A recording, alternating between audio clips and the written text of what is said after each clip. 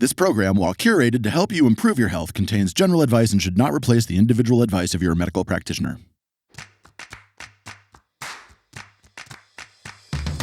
Every generation, of course, has had stress, but never before has it been so constant and so relentless. I give the example of the pandemic. We barely did anything all year. However, we were more stressed and burnout than ever. It's perceptions of pressure and urgency, and it's worrying about what other people think of us. The technological age has not reduced stress, but in many ways added to our stress. And it's that chronic stress where your body is feeling these signals of the lion or the tiger in the jungle chasing you every day.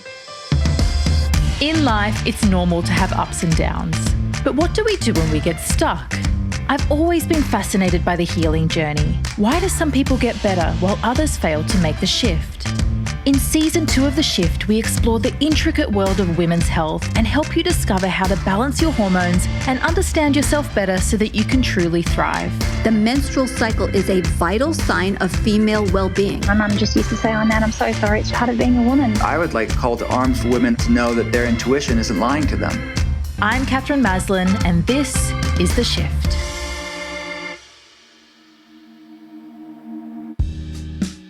Hello and welcome to episode 9 of The Shift. If you've been following the series along, you're halfway and I commend you for tuning in so far.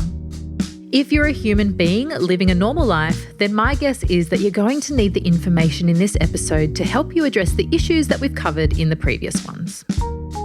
While we often look at our diet, lack of exercise, or things like family history when assessing our health, stress is the one thing that gets ignored the most, but makes more impact than all of those areas combined.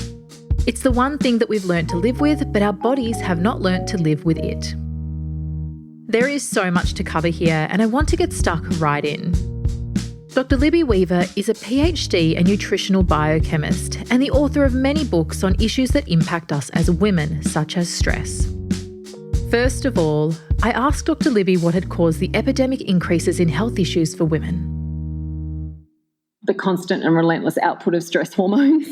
I really think that's at the heart of so much. I guess I try to get to the heart of absolutely everything and not just label it as stress. And that was why I wrote The Invisible Load last year, was to really help people see what stress is for them as individuals. And so much of that comes down to caffeine. You know, when you go, what leads us to make adrenaline today? It's caffeine, it's perceptions of pressure and urgency, and it's worrying about what other people think of us. That is just about everything that leads us to make adrenaline, other than perhaps if a car drives out in front of us and we've suddenly got to slam our brakes on. Otherwise, those first 3 things I said, they're essentially our choice, they're in our control. So diving into what's leading us as individuals to produce those stress hormones, I think, is so critical to us improving our level of health and energy, and hormone balance obviously is a ripple effect of that.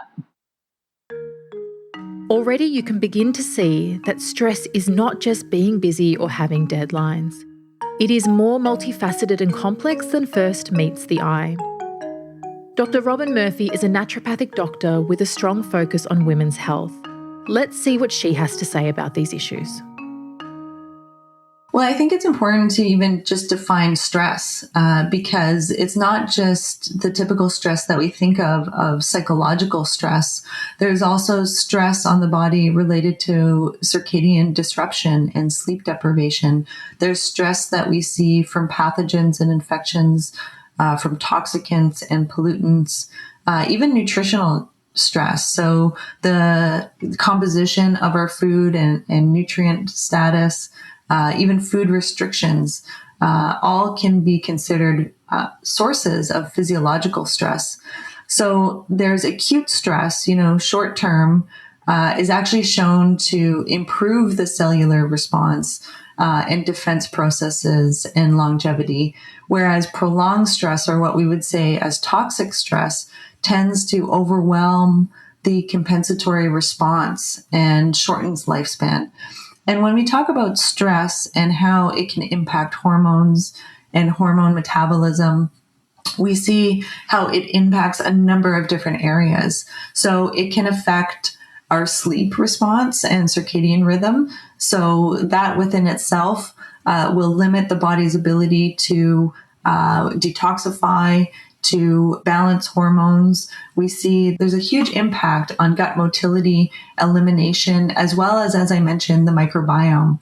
And the integrity of our digestive system has a huge impact on our liver and how well our liver is able to metabolize not only hormones and nutrient byproducts, as well as some of these toxicants that we come across that can influence hormone metabolism. We also see that there's a big impact on inflammation and oxidative stress within the body. And we know that inflammation in general, can impact how receptors and hormones bind together, our elimination pathways, as well as our immune system, and how well we're able to kind of moderate our response to some of these particular triggers, such as infections, such as changes in our microbiome. And we know that long-term inflammation and changes with the immune system can eventually lead to autoimmunity as well. And then finally, metabolic changes. So things like insulin resistance has a huge impact on liver function, and we see a connection with fatty liver. And I see this a lot in women, perimenopausal women, where they'll start to notice perhaps some fat intolerance, right upper quadrant pain, where they're starting to show signs of bile insufficiency and fat intolerance. And this is really just a global symptom of poor liver metabolism, that the liver is unable to properly produce the bile that's necessary for fat absorption, that's important for fat-soluble vitamins, things like vitamin A, vitamin D, essential fatty acids. So it's this downstream effect that will have such an impact on not only hormone metabolism, but a number of different processes in the body. Our mind and our body are so interconnected that we're finding more and more ways. So at first we thought there's these indirect connections between our gut and our brain. Now we're finding that no, there's actually direct connections. There's the vagus nerve, a very important nerve that goes straight from your brain, and it has many, many branches that go into our gut, where it gets feedback from our GI tract and then goes back up to the brain. Now we know that there's at least 4 more pathways that the brain communicates with the gut, and the gut communicates with the brain.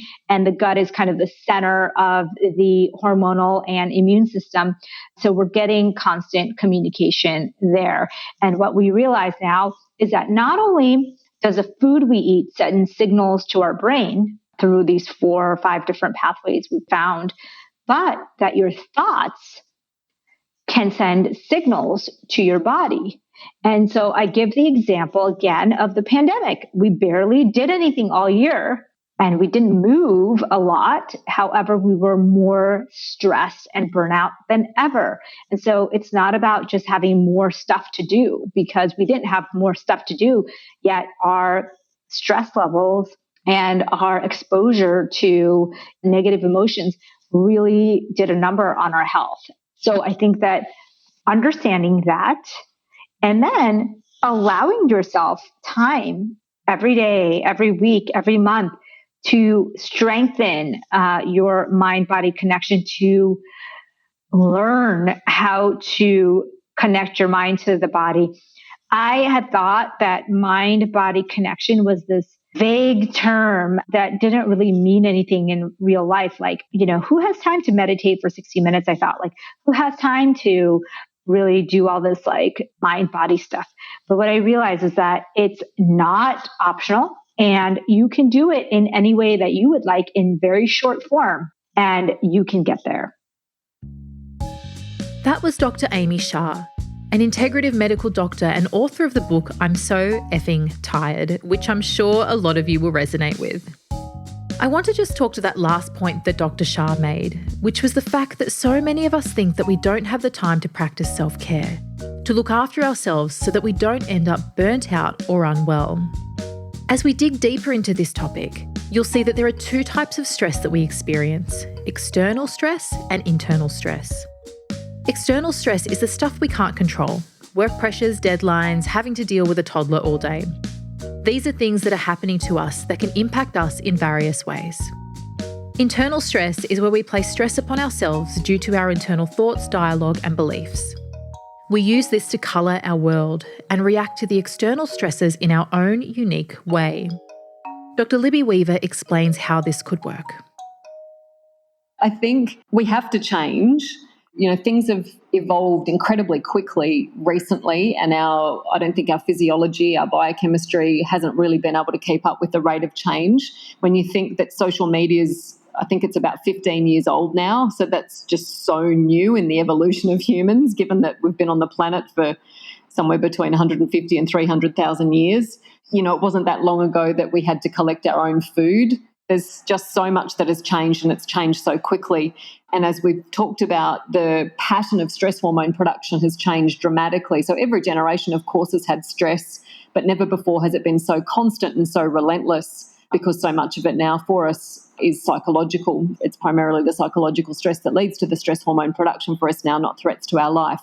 And so because we've been living in this really intense way for, well, you could argue at least 30 years now, our body can't keep up with that. Our body can't handle that long term. We can do all sorts of things short term, but we can't do it long term. And we certainly don't want it to be multi-generational, because with that constant and relentless output of stress hormones, it's the disruption to the HPA axis, so the hypothalamus, that control region in the brain, telling the pituitary gland, and I call her the mother gland, and she's the mother gland because she speaks to all the other glands in the endocrine system that are making all the other hormones, like the ovaries and the thyroid and the adrenals.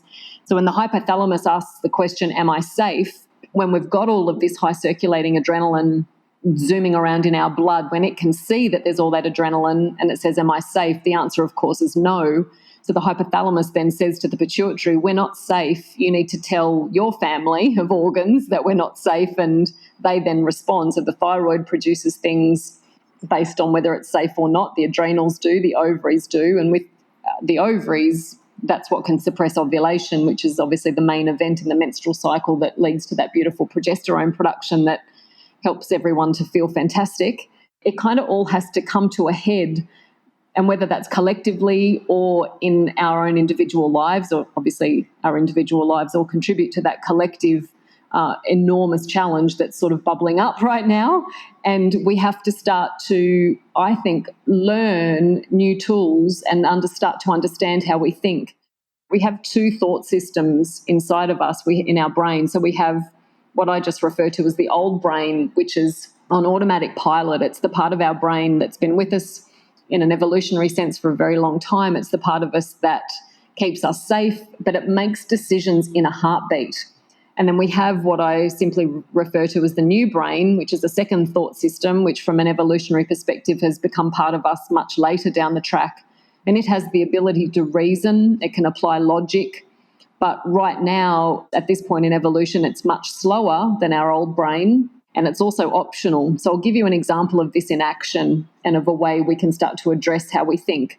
So let's say you're in the supermarket and Mrs. Smith is walking towards you, and you know Mrs. Smith. You don't know her that well, but you know her enough to say hello to. And as you get closer to her, what you perceive is that Mrs. Smith puts her head down and she marches straight past you and she doesn't speak to you.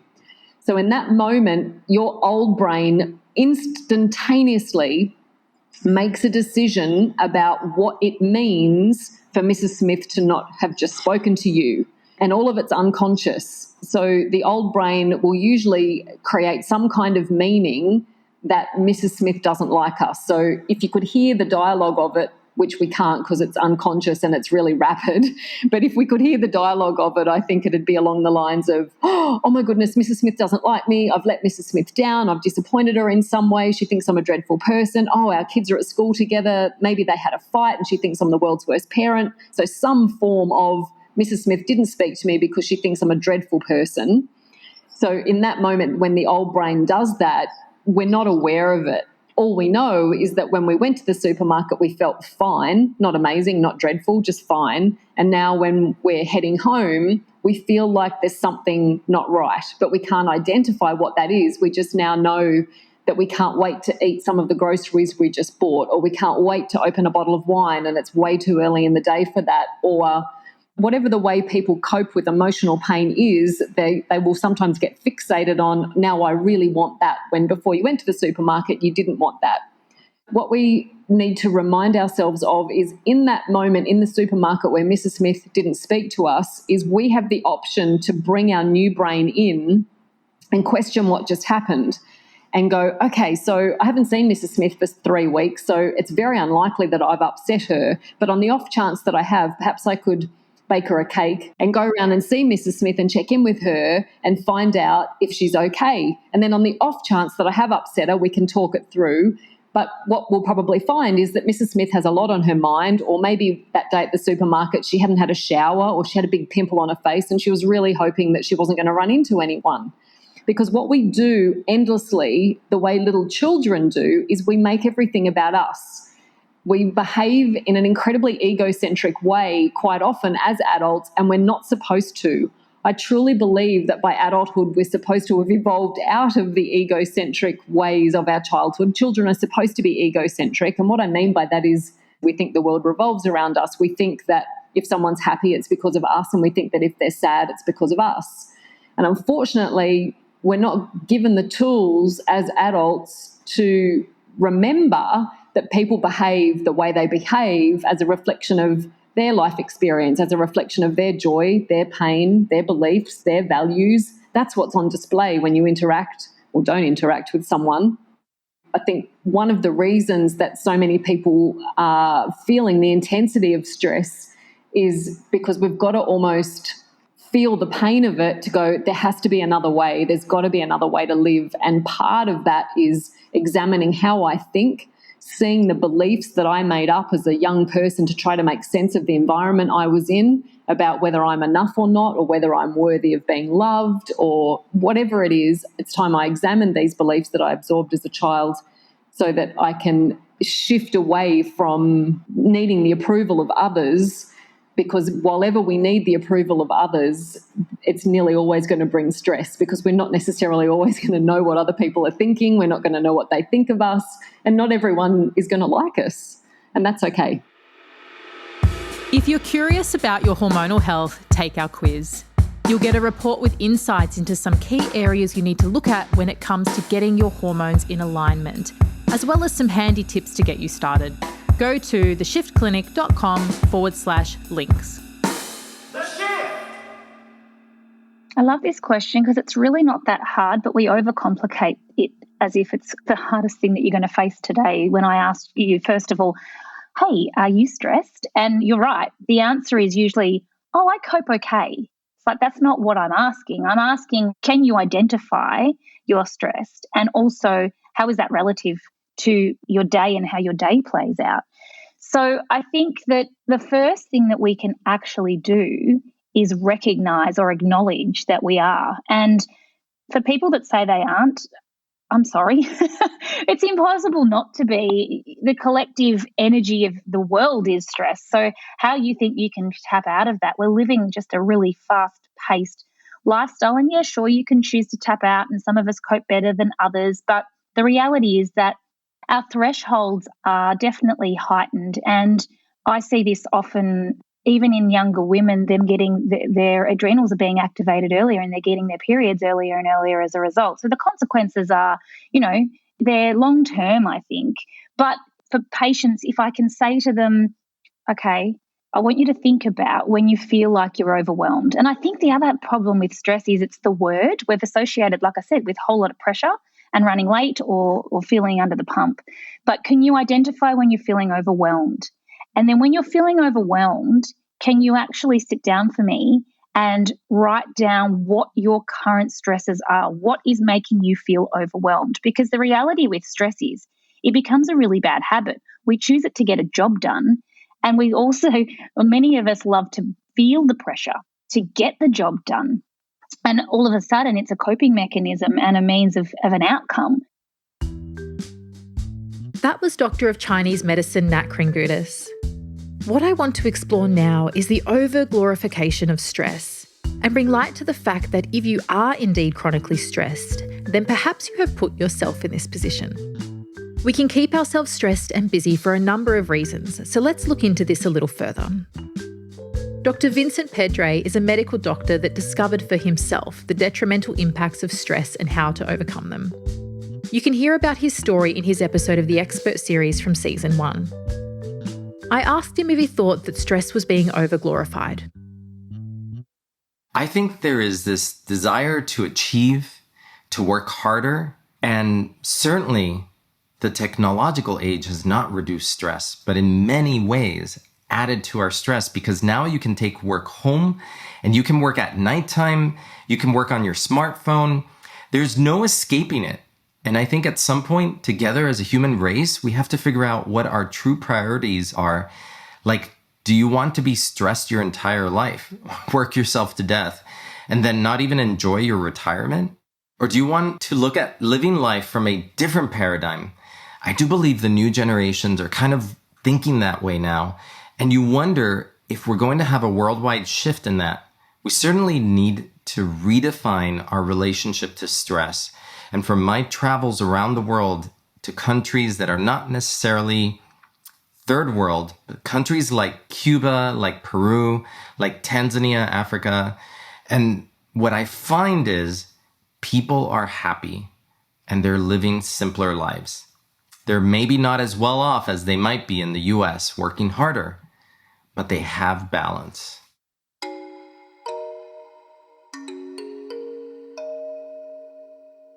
Well, I think that we've been given 2 jobs, 3 jobs, 4 jobs, because before in ancient societies, or, if you even look at 100 years ago, there may have been a list of responsibilities that a woman might have had, but it was very clearly demarcated. There was roles that the women took care of, and there's roles that men took care of, traditional roles. And then as women started to get more into the workplace, they started to take on more responsibilities at work. However, they still kept their responsibilities outside of work. And what we realize now when we look at the recent studies is that women are doing more and more and more. And it's no wonder that they feel this way. So I'll give you an example of myself. I'm a physician. I'm a mother. I have written a recent book. And so I've been on book tour, like virtual book tour actually this year. So that's been better. And I am a clinician. Like, I go to work to see patients. I just rushed back from that before starting to start our conversation today. And so this is what I mean. Like, I'm still going to spend time with my children. I still have to worry about, food, lunches, activities. I have to plan my patients' plans. I have to work on my book launch strategy. I have to do podcasts and interviews. So it's not surprising to me that women are in a state that needs to be fixed. And so what I invite women to do is what I had to tell myself when I was in that place, is that I never want to get into the place where I feel broken and that I am more than one day away from recovery. So what I did is I built in things to my daily life to ensure that I would never need a emergency vacation, or I wouldn't be forced into a situation where I felt outside of my own body. Like I said, it's a terrible place to be. That was integrative Dr. Amy Shah again. As women, we certainly have a lot on our plates, and I have to ask the question, are we choosing this for ourselves? It would seem that life for women has changed very swiftly, and every decade seems to add more to our plates. Rushing woman syndrome was a term coined by Dr. Libby Weaver when she wrote her book of the same name. This term resonated with so many women, so I wanted to ask Dr. Libby about it. Most of my clients have been women, and they would generally turn up to appointments, and if they were late, they weren't stressed, maybe a little bit, but not like later in the 2000s. And the behaviour was different, and the health patterns were different. The health pictures were different. And then around 2009 and 10, I noticed a dramatic shift in women's behaviour, in the way that they'd turn up for appointments. They were trying to jam pack so much in before they got to an appointment. And then if they couldn't find a park, it felt like the end of the world that they couldn't find a park. And so stress, in my observation, really escalated and became more intense around that time. And because of that constant, relentless stress hormone production, obviously that has a ripple effect onto reproductive system hormones, estrogen, progesterone, testosterone, thyroid function, all those things. So I know people don't turn up to have an appointment with you because they feel fantastic. They come because they're wanting to work on things and things aren't right. But I just noticed an enormous escalation in the severity of the symptoms I was seeing, and it was just the same patterns over and over again with relentless stress in the background and a relentless, I guess, wanting to make everybody happy, a sense of responsibility on their shoulders of, I'm the caretaker of the whole world, not just my immediate family. I've got to make sure aging parents are okay. I've got to make sure my friends are okay. And there's such immense beauty in all of that caring. It's beyond belief. The world would fall apart if women stopped caring. We would lose the magnificent sense of community that caring and kindness creates. The challenge is that when we meet the needs of others constantly, it can start to take away from us taking care of ourselves. When I wrote that book, I actually got curious about women who were very community-minded. They were incredibly focused on service and contribution, but their health was fantastic. And then there was also a group of women who were very focused on service, which I came to really call servitude, because their health was suffering. And one of the big distinctions I made, and it sounds so simple now, and we do talk about it a lot now, is the ability to say no. But it's not the actual saying no, it's what's behind that. Because there were women who were of incredible service, making immense contribution to the community, to their families in a wider scale, and yet when they had great health and energy. And one of the things that came through when I would talk to those women is they were able to still create a boundary. They still could say no when they needed to. And then there were the others who couldn't, and their health was suffering. And let's say you're drowning in tasks of your own, there's just no space in your life, and someone comes up to you and says, can you help me with this? And every bone in your body is screaming no, but what you find comes out of your mouth is, yes, sure, I'll help you. And then later you think, oh, why on earth did I agree to that? In that moment, essentially what we're worried about is what the person on the receiving end of our no is going to think of us. And I've come to call this concept forward words. A really useful exercise to do for people is to take pen and paper and ask yourself, how do I need other people to see me? And these are what I call your forward words. Like you walk around with these words on your forehead, wishing everyone could see them, sort of thing. So what are your forward words? How do I need other people to see me? Really common responses are, I need people to see me as kind, thoughtful, selfless. It might be intelligent, hilarious, entertaining, independent. Whatever it is, there's no right or wrong, but find your forward words. How do you need other people to see you? And then the next time you're stressed, pause and consider, am I perceiving someone is seeing me in the opposite way to one of my forward words? Because most of the time the answer will be yes. And for the people who can't say no, they are way more concerned about how the person who'd be on the receiving end of their no would think of them, because they might see them as opposite to one of their forward words. They might think they're unkind or thoughtless or really selfish if they don't say yes.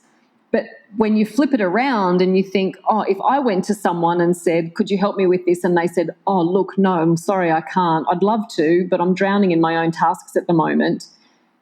What are you going to think of that person? Oh, well, that's it. You know, we're not friends anymore. See you later.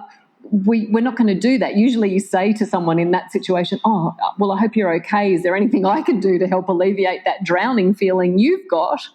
But we sort of don't afford that level of kindness to ourselves. So we say yes when we really want to say no, back to the old story I've been talking about because we're worried about what others think of us. So that was a big insight for me that came when I was writing Rushing Woman Syndrome, making a distinction between the caring, the kindness, the community that service and contribution make and that is so needed in the world. However, we must be able to say no when we need to go to bed earlier, when we need a weekend where we're not doing a lot, when we need an hour to read a book or whatever it is that nourishes your soul, that reinvigorates you, that allows you to rest. we need to be comfortable with that and all of the gifts and restoration that brings us. The conversation continues in our Shift community group. Join the group by heading to theshiftclinic.com/links. I wanted now to ask you the question, do you have trouble saying no? Having healthy boundaries are something that we talk to our clients at Shift about a lot. A boundary is what is okay and what is not okay. And for many of us, we say yes to so many things that cross our boundaries simply because we want to please someone or have them see us in a certain way. Or perhaps it's just that we've always been this way and need to consciously create boundaries for ourselves to preserve our energy and our health. This is one of the topics we talk about in our wellness challenges. You can register for the next one at theshiftclinic.com. Physiologically speaking, when you're under these stresses, your body makes cortisol and adrenaline. In the short term, these hormones are great, helping you to focus and move through the stress. But since we're exposed to long-term chronic stress, there are many health complications that arise as a result. The HPA axis stands for your hypothalamic pituitary axis, and it is the feedback loop that is responsible for helping you to cope with stress day to day. Dr. Libby explains more about how this can then go on to impact your hormones. So when the hypothalamus says, am I safe? And we've got all that adrenaline zooming around in our blood, the hypothalamus doesn't know it's there because we've had 2 coffees this morning and we've got 600 unopened emails and we're running late for a meeting. It just sees all the adrenaline and says to the pituitary, no, we're not safe. So one of the first things the pituitary then does is she starts to try to work out whether it would be safe to have a baby, because one of the agendas, particularly of estrogen, is to try to get you to conceive every single month of your life, whether that's what you want or not. But obviously to bring a baby into a world, the body's got to make sure that it's safe on a physical level and that there's food available. And so when you've got high circulating levels of adrenaline, it says to your body that you're not safe, because that's what it's always meant. And then the other stress hormone, cortisol, we only ever made that in long-term stress and chronic stress, and the only long-term stress we've had as a species up until the very, very, very recent past was when food was scarce, floods, famines, wars. So the body hasn't yet learned to discern between the cortisol we make when there's no food left in the world and the cortisol we make when we're worried about our bank balance, for example. It's all the same to the body. So when the hypothalamus says, am I safe, and gets the answer no, and says that to the pituitary, she has the option of suppressing the signals that have to be sent to the ovaries for ovulation. And when we ovulate at mid-cycle, that's when once we've ovulated, the crater out of which the egg comes, that's where we make our lovely big surge of progesterone. And progesterone is supposed to be the dominant sex hormone in what's called the luteal phase. It's not a proper half, but often the language we use is the second half, or it's the second stage of the cycle. It's after ovulation. That's when progesterone is supposed to be at its highest. And it is a very powerful anti-anxiety agent. It's an antidepressant and it's a diuretic and allows us to get rid of fluid. So one of the big physiological shifts that come from this relentless stress hormone production is huge increases in anxious feelings, a tendency to a low mood, and we retain fluid, so we feel puffy and swollen.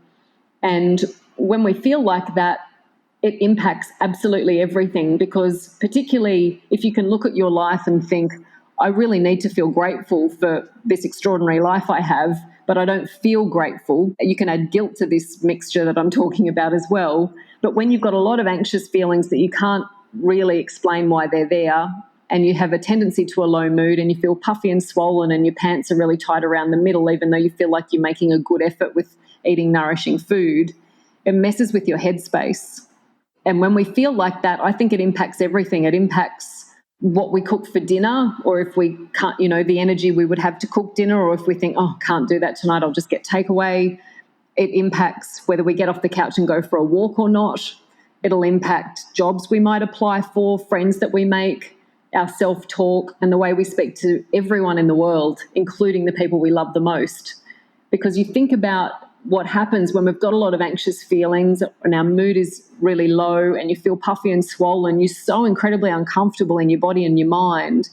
The ripple effect of that on ourselves, but also on everyone we interact with, can be massive. So that is one of the biggest consequences I see happening from the way that we're living, from this constant relentless stress hormone output. And what concerns me is that I think not enough people realise the physiological effects of that shift away from good progesterone production. Because when we have a lot of anxious feelings, it's natural for our brain to try to work out why. And we go, well, I must be anxious because of that or that or that. And then we pin it on that.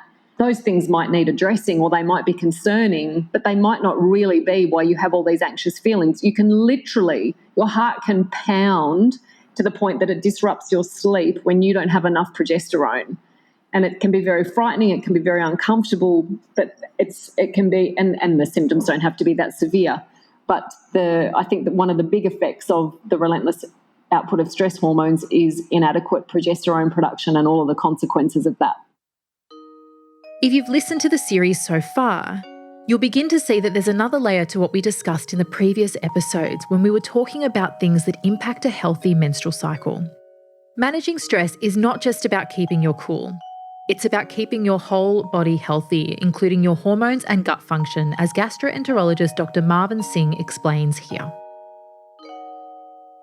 We all talk about this mind-gut connection and how I think I talked in the first season of Shift about this vagus nerve acting as a information superhighway where information is just continuously going back and forth.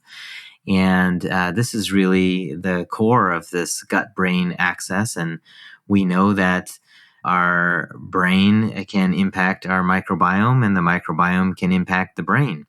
And when you're under stress, stress was given to us as a feeling for a reason, because if something bad is happening, we want to be able to react to that and get out of that situation so that, we protect ourselves so we don't die. It's a protective mechanism. But these days in the modern times, our problem really is not so much like there's a tiger running towards me, I need to get out of this jungle.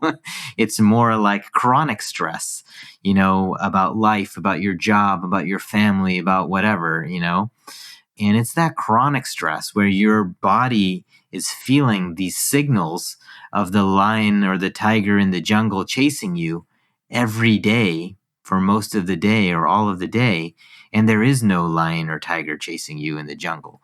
So the body is the same. The human being with all the organs and how everything is set up inside is the same. Yet our modern lives are different. And so that's where a lot of the problems occur and things get really messed up. The messaging is impacted by that. And the microbiome plays a role in this because when you're under stress, the composition of the microbiome shifts. And the composition of the microbiome shifts. That also means the metabolites that are produced may be changed. I want everybody, I guess, from this conversation to really think about metabolites when we're talking about gut and gut functions, because that's really the action part of the microbiome. It's the doer of the microbiome is these metabolites. There's a lot of studies talking about how the microbiome can impact the development of this hypothalamic pituitary adrenal axis, which can affect your behavior. This is this HPA axis that we talk about. And the HPA axis can control our reactions to stress and regulate our digestion, immunity, mood, energy, a lot of other different factors. And so this happens through metabolites, and metabolites come from the microbiome. And the microbiome can shift as a result of what's going on in your environment. This topic is massive, and as you can see, there are so many factors to consider when we think about stress. We're going to dig deeper in part 2 of this episode, where we will also look at some of the practical things that you can do to manage your stress. Coming up on The Shift. We know as a society that this needs to shift. And you want to be on a mission for the truth. What a lot of us kind of collectively want right now is to feel better in the process while we're getting better. Mindfulness is one of my favorite strategies. Is there a way to apply sound as a technology for the treatment of things like depression? Even just 5 minutes of time outdoors can have health benefits, help our mental health.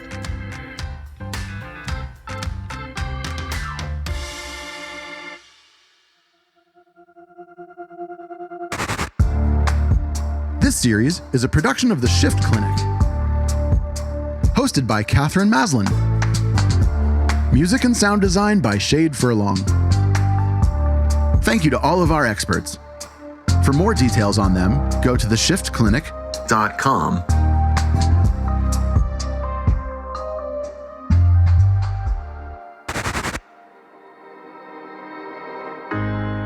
We can be. We must be. The first generation to end extreme poverty. The generation most determined to fight injustice and inequality. The generation that saves the planet from climate change. And this is how we will get it done. The Global Goals. A 15-year plan for everyone, everywhere. With no one left behind. The Global Goals are a framework that collectively help us support the health of our people and the planet. At Shift, we are ambassadors for the Global Goals. This project supports Global Goal number 6.